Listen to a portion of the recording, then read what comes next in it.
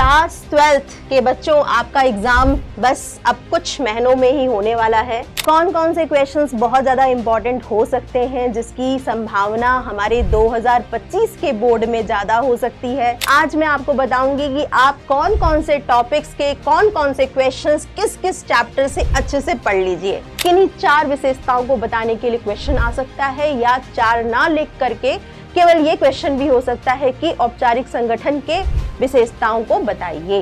Hello मेरे प्यारे बच्चों, मैं हूं आपकी अपनी सौम्या मैम और आज मैं आपको क्या बताने वाली हूं। आज हम लोग बताने वाले हैं आपको कि कौन कौन से इंपॉर्टेंट क्वेश्चंस 2025 के बोर्ड में आ सकते हैं बिजनेस स्टडीज में। जी हाँ, तो क्लास 12th के बच्चों, आपका एग्जाम बस अब कुछ महीनों में ही होने वाला है और आपकी तैयारी भी ऑलमोस्ट हो चुकी होगी।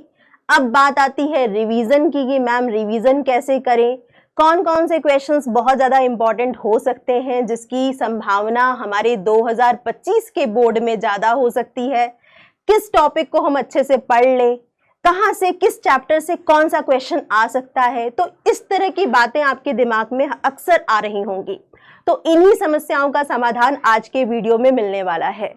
आज मैं आपको बताऊंगी कि आप कौन कौन से टॉपिक्स के कौन कौन से क्वेश्चंस किस किस चैप्टर से अच्छे से पढ़ लीजिए। तो क्लास 12th के बच्चों के लिए ये बेसिकली होने वाला है बहुत ही इंपॉर्टेंट।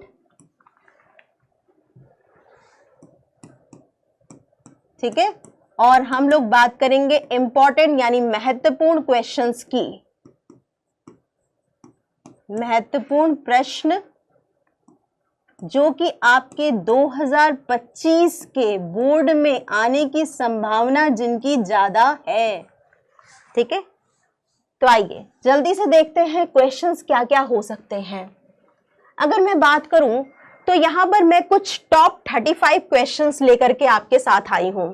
ठीक है, हम लोग बात करेंगे कुछ महत्वपूर्ण 35 ऐसे क्वेश्चंस की जो कि बहुत इंपॉर्टेंट हो सकता है 2025 के लिए। तो ये क्वेश्चंस क्या हैं, कौन कौन से क्वेश्चंस आ सकते हैं, तो जल्दी से देखते हैं। यहां पर ये देखो बेटा, प्रबंध की प्रकृति और महत्व की व्याख्या कीजिए।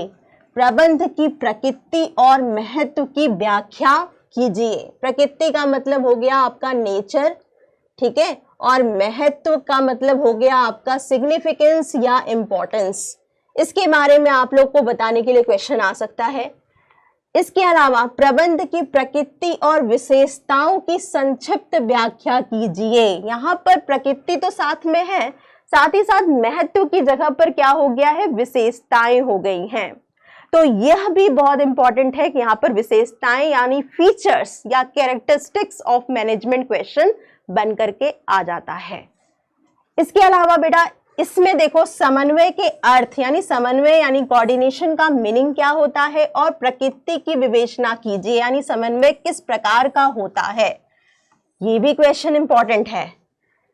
इसके अलावा यहां पर देखो वैज्ञानिक प्रबंध की परिभाषा दीजिए। अगर मैं बात करूं चैप्टर नंबर 2 की, ठीक है, तो चैप्टर नंबर 2 से आप लोगों का जिसे प्रबंध के सिद्धांत बोलते हैं, वैज्ञानिक प्रबंध की परिभाषा क्या है और किन्हीं 3 सिद्धांतों के बारे में बताइए। किन्हीं 3 सिद्धांतों के बारे में का मतलब हो गया कि वैज्ञानिक प्रबंध के किन्हीं 3 सिद्धांतों के बारे में बताना है आप लोगों को, या वैज्ञानिक प्रबंध के जितने भी सिद्धांत हैं उनके बारे में आप लोगों को डिटेल्ड में बात करनी होगी। वैज्ञानिक प्रबंध की तकनीकों का संक्षेप में उल्लेख कीजिए, इस पर भी क्वेश्चन बन करके आ सकता है, ये इंपॉर्टेंट क्वेश्चंस है। इसके अलावा चैप्टर नंबर 3 की मैं बात करूं तो इसमें व्यावसायिक वातावरण में व्यावसायिक वातावरण को परिभाषित करने से संबंधित क्वेश्चन आ सकता है।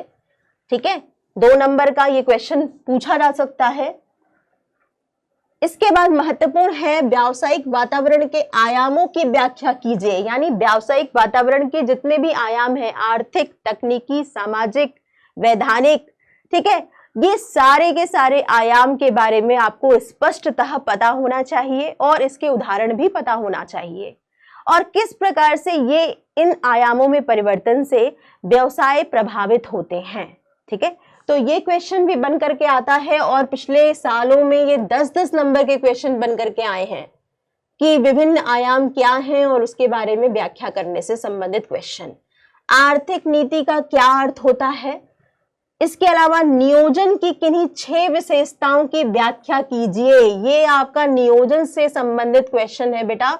नियोजन की किन्हीं 6 विशेषताओं को, या 6 बोल रहा है 6 ना बोल करके ये भी क्वेश्चन हो सकता है कि नियोजन की विशेषताओं की व्याख्या कीजिए।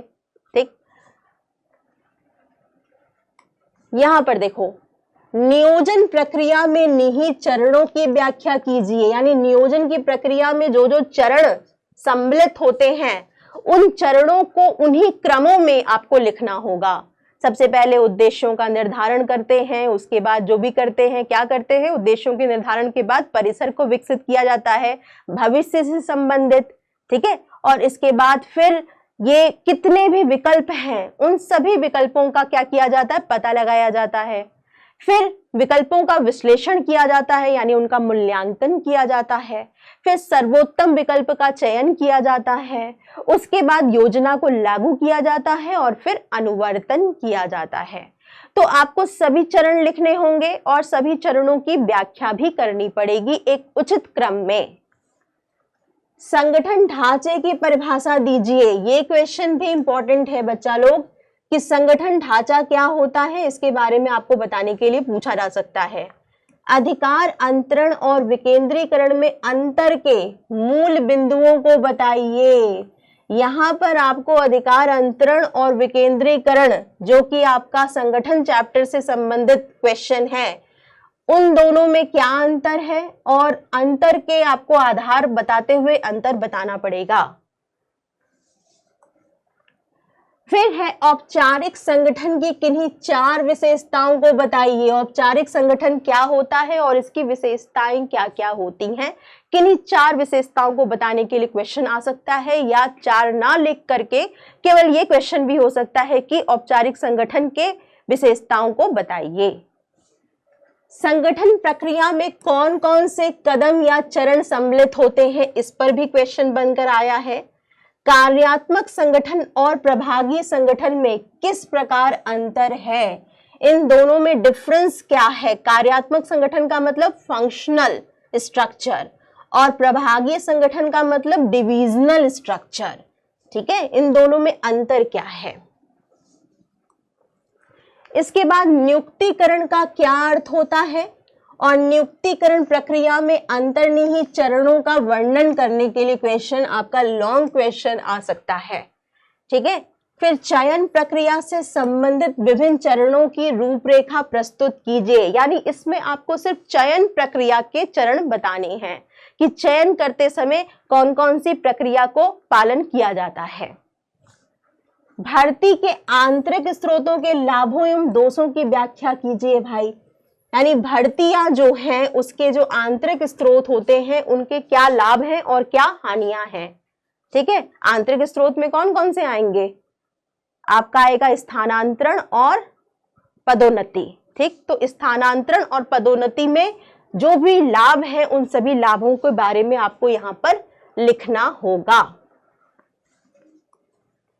इसके बाद देखो, निर्देशन का अर्थ क्या होता है, यानी निर्देशन की मीनिंग क्या है और निर्देशन के महत्व व सिद्धांतों पर प्रकाश डालिए। यानी निर्देशन के जितने सिद्धांत हैं और इसका जो भी इंपॉर्टेंस है उसको आप लोग देखिएगा इस क्वेश्चन को। वित्तीय तथा गैर वित्तीय प्रोत्साहन से आप क्या समझते हैं। वित्तीय तथा गैर वित्तीय प्रोत्साहन में किन तत्वों को शामिल किया जाता है, इसको समझाइए। ये भी आपका लॉन्ग क्वेश्चन बन करके आता है। संचार की बाधाएं संक्षेप में समझाइए बेटा। ये प्रीवियस ईयर्स में ये सारे क्वेश्चंस आपके आए हुए भी हैं। संचार से संबंधित जो भी बाधाएं होती हैं उससे संबंधित आपका क्वेश्चन 2024 में आया हुआ है। अभिप्रेरणा को परिभाषित कीजिए, यानी मोटिवेशन को आपको डिफाइन करना है। अभिप्रेरणा के जो विभिन्न चरण है वह क्या है, यानी जो मोटिवेशन के जो डिफरेंट आपके प्रोसेस होते हैं वो क्या है। अभिप्रेरणा के महत्व को प्रबंध के कार्य के रूप में समझाइए। तो अभिप्रेरणा से संबंधित ये क्वेश्चन आपका इंपॉर्टेंट क्वेश्चन है। नियंत्रण की प्रक्रिया में शामिल विभिन्न चरणों की व्याख्या कीजिए, यानी जो नियंत्रण प्रक्रिया में जो जो चरण या जो प्रोसेस शामिल होते हैं उनको आपको उसी क्रम में लिखना होगा। वित्तीय नियोजन का महत्व समझाइए। ये आपका जो वित्तीय प्रबंध है या जो आपका व्यावसायिक वित्त जो चैप्टर है उससे संबंधित ये क्वेश्चन है कि वित्तीय नियोजन का महत्व समझाइए। फाइनेंशियल प्लानिंग,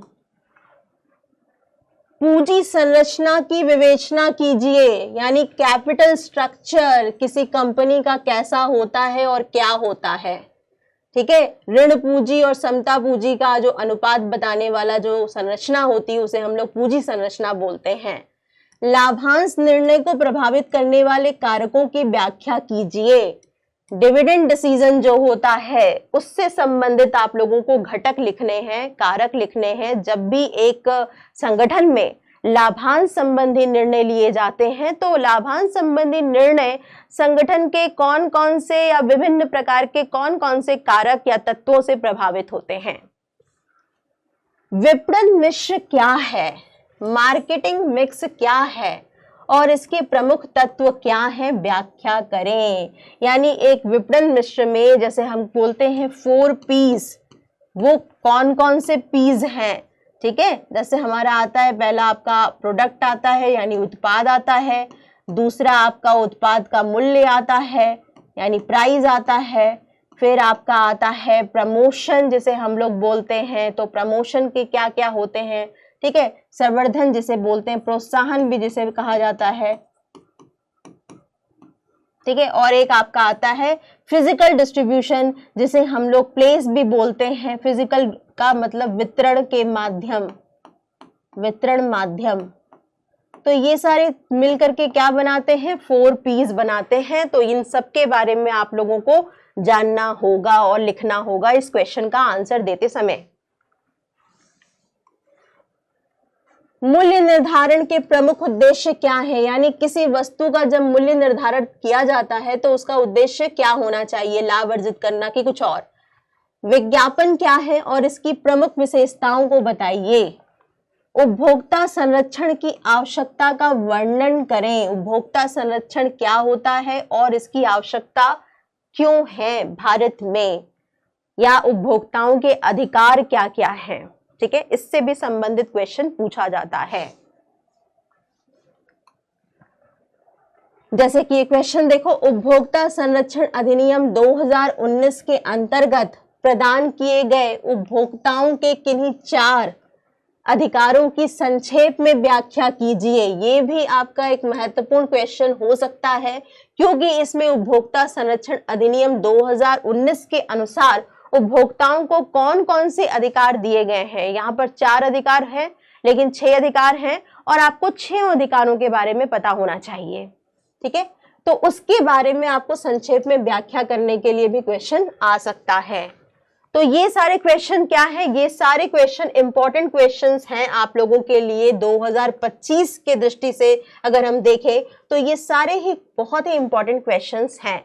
इसमें आपके सभी चैप्टर से संबंधित मैंने कुछ महत्वपूर्ण क्वेश्चन 35 क्वेश्चन शामिल किए हैं। ये सभी क्वेश्चन आपके लिए इंपॉर्टेंट हो सकते हैं, इसको तो आपको पढ़कर जाना ही जाना है।